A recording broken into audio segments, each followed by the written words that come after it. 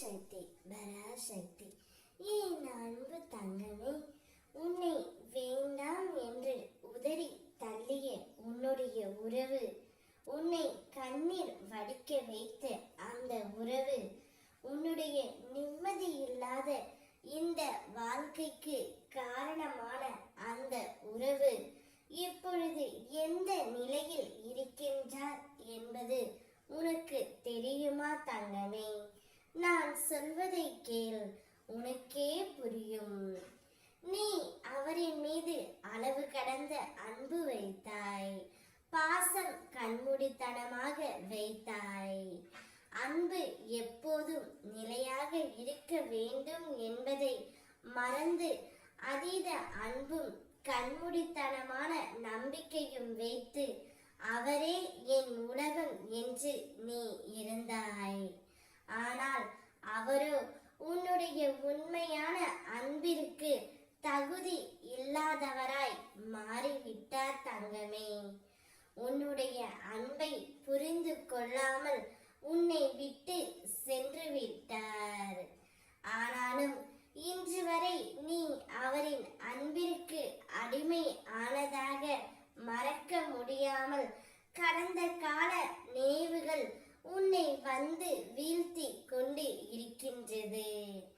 அதை நினைத்து நினைத்து இன்றளவும் கண்ணீர் வடித்து கொண்டு இருக்கின்றாய். அம்மா, நான் அவரை மறக்க வேண்டும், எனக்கு அந்த சக்தியை கொடுங்கள் என்று என்னிடம் நீ வேண்டி வருகின்றாய் தங்கமே.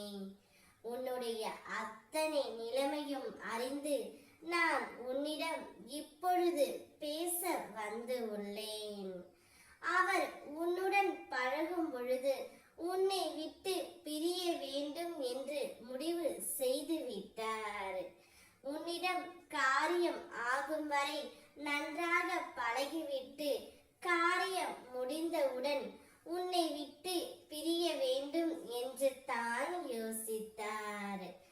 ஏதாவது ஒரு காரணம் அவர் உன்னை விட்டு பிரிந்து சென்று விட்டார் தங்கமே. கவலைப்படாதே, உன்னுடைய அன்பு போலியானது அல்ல, எவ்வளவு பரிசுத்தமானது என்பதை அவர்கள் இப்பொழுது நிச்சயம் உணர்வார்கள்.